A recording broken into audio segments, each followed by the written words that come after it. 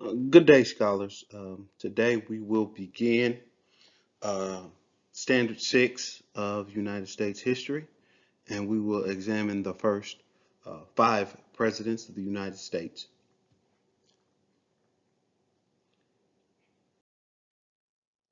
The essential question for this standard was the leadership of the first five presidents of the United States successful in launching the new nation.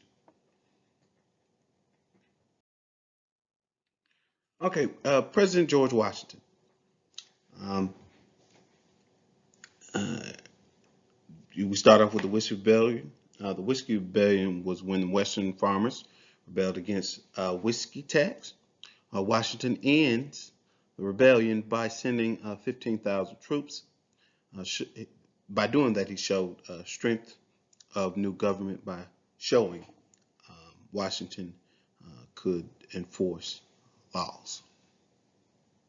The presidents that were set by George W. So um, the norms for presidents that were set by George Washington was the two-term tradition. He did 2 terms and then he resigned the presidency or stepped back from the presidency and allowed somebody else to be elected. The inaugural address, the use of the cabinet, which were the cabinet members, people like the Secretary of Commerce, Secretary of State, Secretary of Treasury, and those cabinet members. The oath of office, the neutrality in foreign matters, and the name Mr. President. Moving forward. All right. Again, still on President George Washington. It's foreign policy. France goes to war with Great Britain, and the United States is divided over who to support. Washington declares that the U.S. would be friendly and impartial towards both countries. Warnings that were given by George Bush during his farewell speech. Don't allow political parties to divide the nation. Don't get involved in affairs of other nations, and neutrality in foreign matters, which, of course, as you can see, we did not follow that. The political division between Hamilton and Jefferson. All right, Hamilton. Hamilton was a Federalist. He was pro-industry, pro-England due to trade needs, and supported high tariffs and exercised taxes, like the whiskey tax, of course. And he believed in a strong central and federal government, some of the things that we discussed a little bit last unit. And he favored the wealthy. Now, Thomas Jefferson, on the other hand, he was what they call a Democratic Republican. He was pro-agriculture. Pro-agriculture means pro-farmers, pro-planting and cultivating fruits, vegetables, things of that nature. He was pro-France. Of course, he was, we'll get into that later. He opposed to taxes. He was opposed to taxes. He believed in a strong state government, and he favored the middle and the lower class. All right, we have President John Adams. A couple of things that John Adams was um, known for that he influenced as President of the United States. The Alien Acts. In the Alien Acts, he basically just deported non-residents supportive of the French. Also, it aimed at newly arrived immigrants, primarily Democratic or Republican supporters. Excuse me. Also, the Sedition Acts. The Sedition Acts made criticism of the war the president or Congress illegal. So it aimed at Democratic Republicans once again, included Jefferson and Madison, James Madison, that is. But these elections caused John Adams and the Federalists to lose the chance for re-election in the election of 1800. Those Federalists controlled the Army, the presidency, and Congress. They allowed power to peacefully transfer to the Democratic Republicans.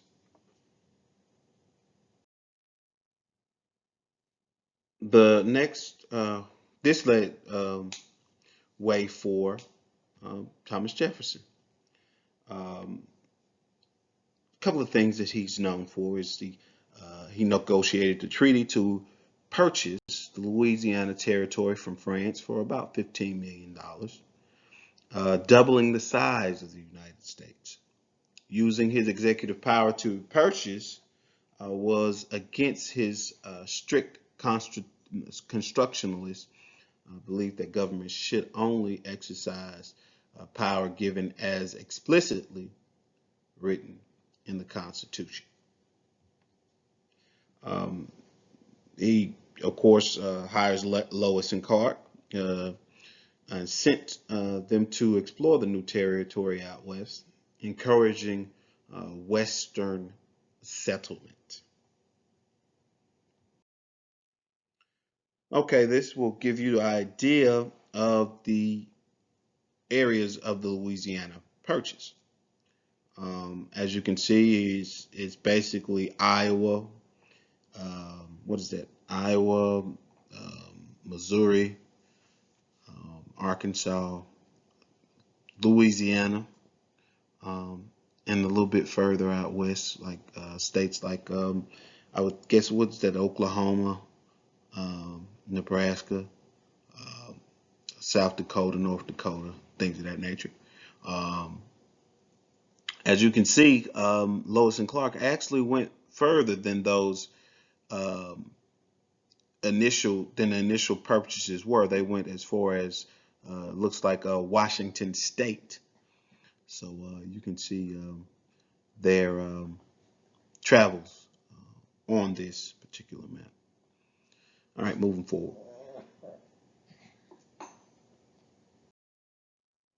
All right, President James Madison is next up behind Jefferson. He was, of course, he was known for the War of 1812. The main cause, British impressment of American sailors. Americans captured and forced into the British Navy. Other causes were the Embargo Act, which stopped all foreign trade and British supplying natives with weapons. The main effect was it maintained America's independence and no more war with Britain ever after that. Moving forward. Excuse me. Nationalism. The main result, Americans had stronger sense of national pride, security, and identity because of the victory in the War of 1812. All right, burning of the White House. Of course, the White House was burned down in 1814. The British attacked Washington, D.C. and burned the Capitol and the White House. President James Monroe stated that Europe cannot create new colonies in the Western Hemisphere. U.S. will not interfere with existing colonies in Western Hemisphere. Europe cannot interfere with existing nations. U.S. will not interfere in Europe. And that was called the Monroe Doctrine. All right, here's a political cartoon that really states the Monroe Document. So as you can see, we have Uncle Sam on the United States. with the little sign, the Monroe Doctrine, and saying hands off. So, and you can see Africa, Europe, and Asia below that. All right, moving forward. Now we're going to examine standard 2, the age of Jackson. And Jackson was a interesting character. As you'll see as we go through this, he was trying to put this in a polite form. He was an extreme man, very extreme man in some of his actions and beliefs, as we'll see moving forward. All right, we're going to start with American nationalism. The Industrial Revolution, that should ring a bell to a certain extent, especially because of you all just got through with world history last year, and this was a big theme in world history. Industrial Revolution took place when unskilled workers on machines replaced skilled workers with hand tools. Eli Whitney's cotton gin increased and expanded slavery significantly due to increase of production of cotton. This interchangeable part increased production and quality of goods. Manifest destiny. Americans believed that it was their divine right to expand and settle from east to west, from the East Coast to the West Coast. Americans sought more land, gold, and riches in addition and additional resources. Here's another political cartoon of the Manifest Destiny. I don't know if necessarily it's a political cartoon, but it's could be thought of as a propaganda type of a deal. As you can see, the American Progress, which was by John Gast, excuse me, in 1872. And you can see the imagery and the romanticism that they put in the thought of manifest destiny. All right, moving forward.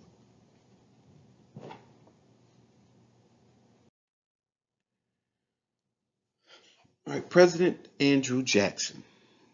All right. Jacksonian Democracy. All right. It was supported by the common man because suffrage, or the right to vote, was extended to all white men, not just rich landowners. So initially, this country, you could only vote if you were rich, white, and a landowner. This instituted spoil systems where he rewarded friends and supporters of his government. And another thing he is known for is the Indian removal policy. This is one of those extreme things that I was talking about earlier on. It implemented laws to take away native lands to give to white settlers. He refused to support Supreme Court cases, Worcester versus Georgia, and forced the Cherokee to surrender their lands. He also forced natives to move to lands in the West by foot. Many suffered and died on the journey called the Trail of Tears.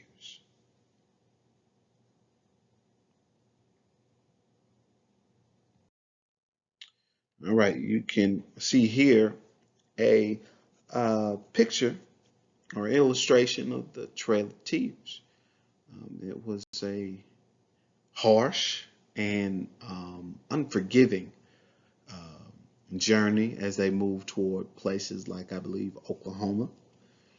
out toward what we call now the Midwest, because they really wanted those lands, especially in the South, because they were rich and fertile lands, unlike the lands and the plains in Oklahoma, Nebraska, and other places like that. Moving forward. All right, as we examine a little bit more of the Indian Removal Act, as you can see, the Cherokee and the Creek, the Chickasaw and Choctaw Indians, they were all in basically Georgia, Alabama, Mississippi, and yeah.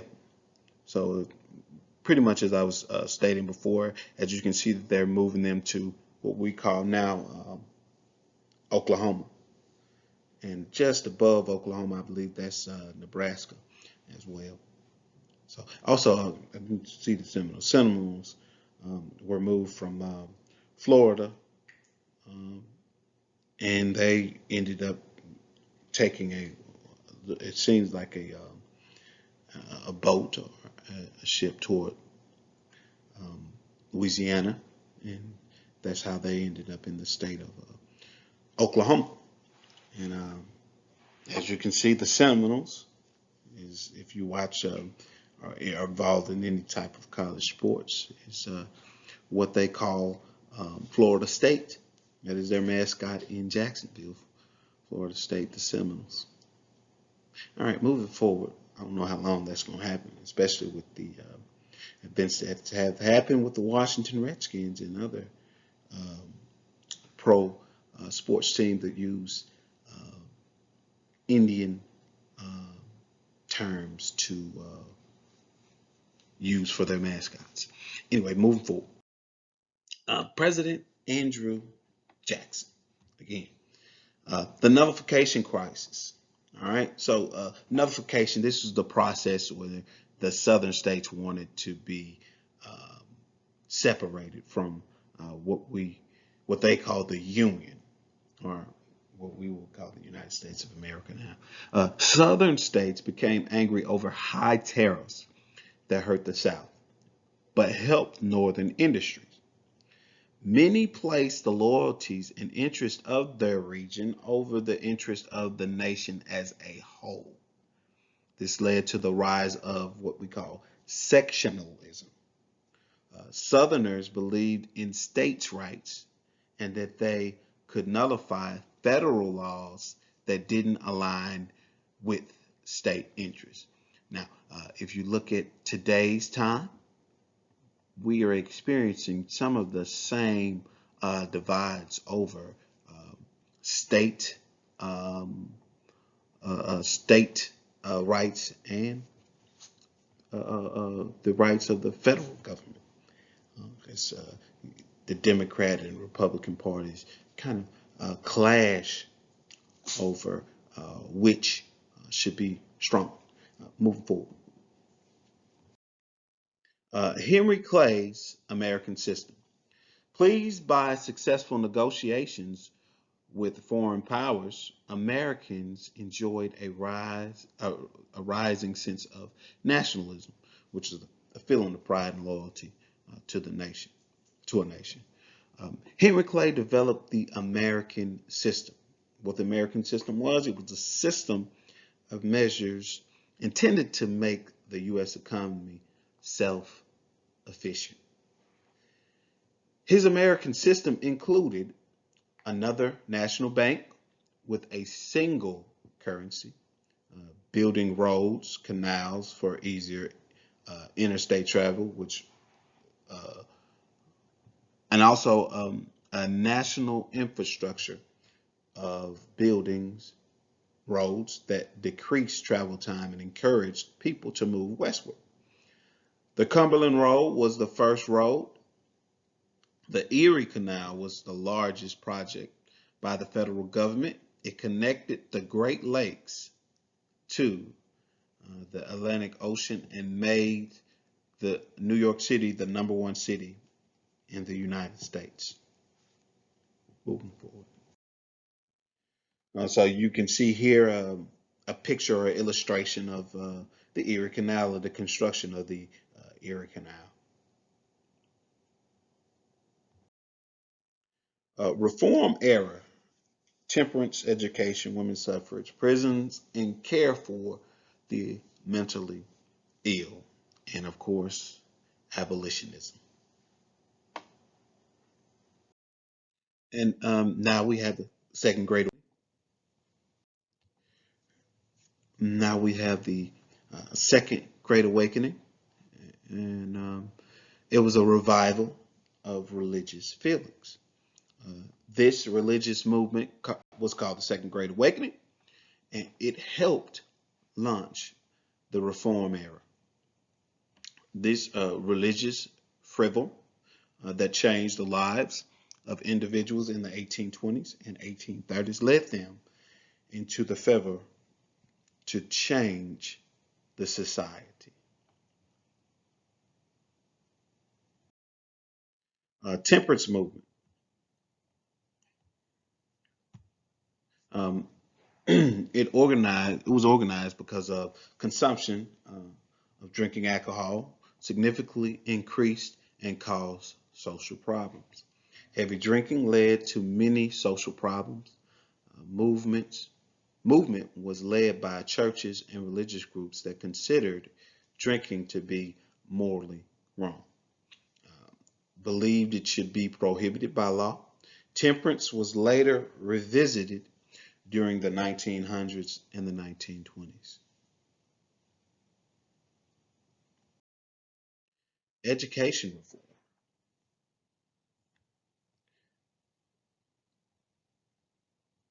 Um, Reformers argued that informed citizens were needed for our Republican government to thrive.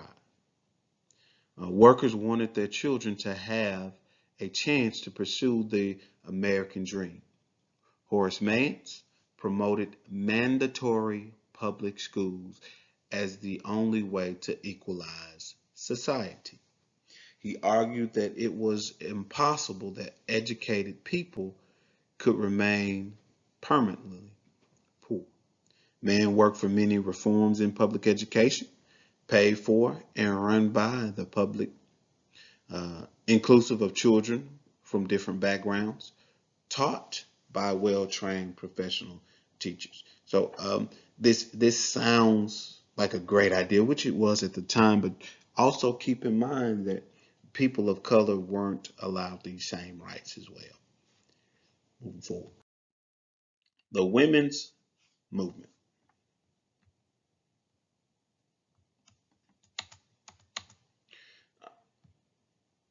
All right. Okay.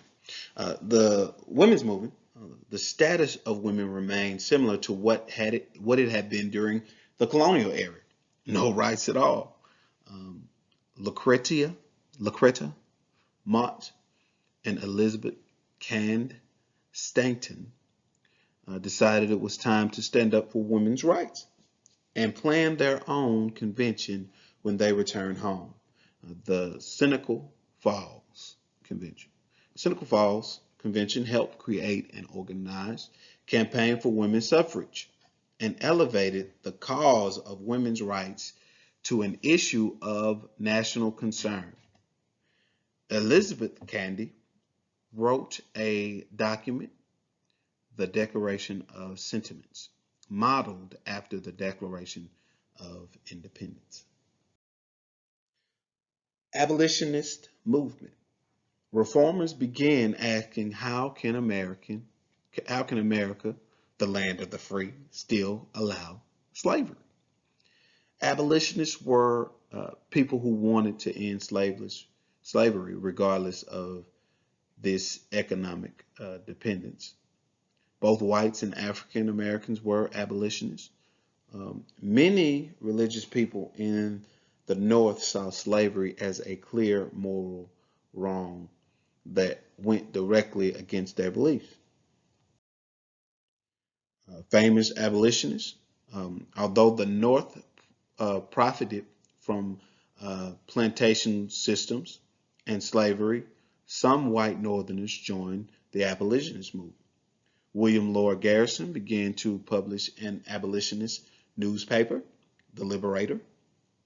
Even more rare were Southern abolitionists. Grimmick sisters, Sarah and Angelina, grew up on a plantation but believed slavery was immoral. They moved to the North and joined the movement, spoke out against slavery publicly.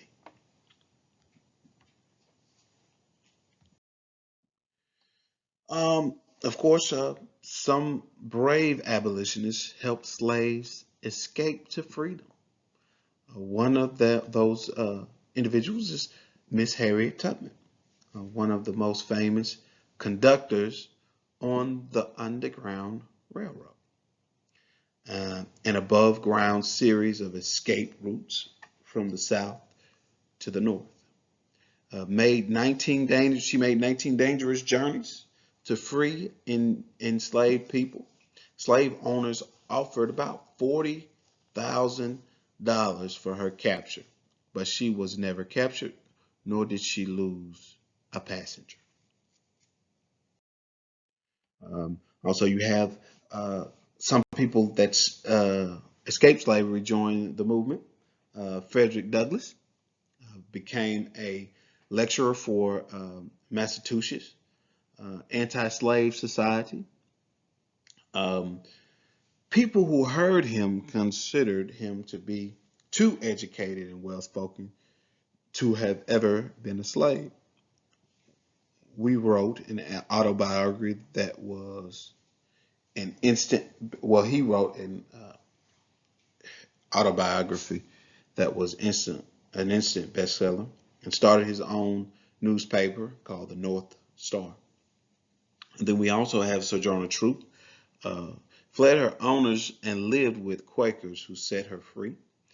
She drew huge crowds throughout the North as she spoke for abolition. Both were able to change the way Northerners viewed society, but slavery continued for another 30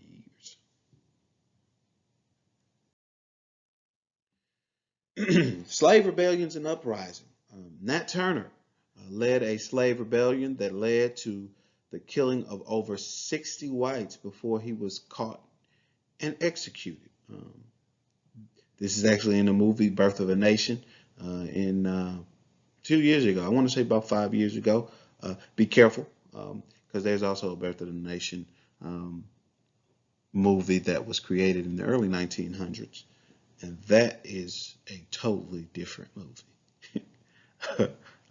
Denmark Vesey was a former slave that hoped to start an uprising to free slaves in South Carolina, but failed. As a result of the failed plots, more restrictions were placed on slaves. These include movement between plantations on Sundays, and they were restricted against learning to read and write. Of course, Nate Turner he knew how to read and write, and he also was a preacher.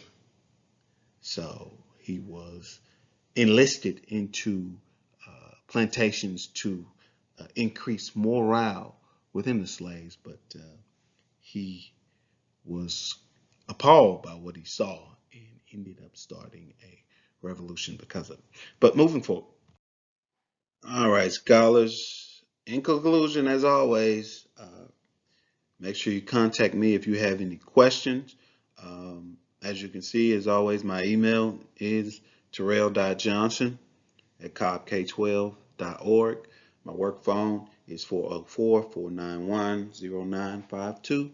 Classroom phone 678-842-6850. Extension 1103. Now, that classroom phone will always go to my voicemail, but I will check my voicemail and get back with you as soon as possible. And of course, the Remind app. Remind app is the best way to contact Mr. Johnson, because I try to keep it up during the day, and I can see when you all communicate with me. Whereas my emails go off all day, especially during class. So I'm probably not going to check those till after our classes are over. And keep in mind, all emails, calls, or reminds that are made to me after 3:30 p.m. Will be answered the following day, following work day, actually. So Friday, of course, will be answered on Monday. But keep in mind, people, if you have questions, that is why we do our I make time during class for you all to do your assignments. So make sure you're doing your assignments during class so you can ask me questions at that time. If you are not in the class session and you have questions, then you won't be able to ask me questions.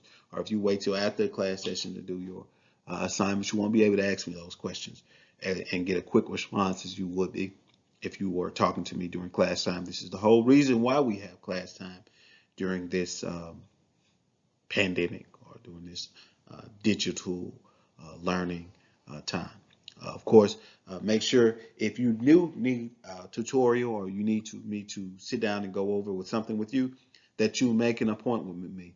So talk to me, ask me, hey, Mr. Johnson, I need to make an appointment with you on Wednesdays. Wednesdays, those appointments will be from 8 a.m. to 1:30. Now, any other day, we'll have to make it probably between what 1:50, yes, 1:50 and 3:30. What's that? Monday, Tuesday, and Wednesdays. Fridays, I do not do tutorial on Fridays. But that's all I have, you all. So, have a good day. Catch you later.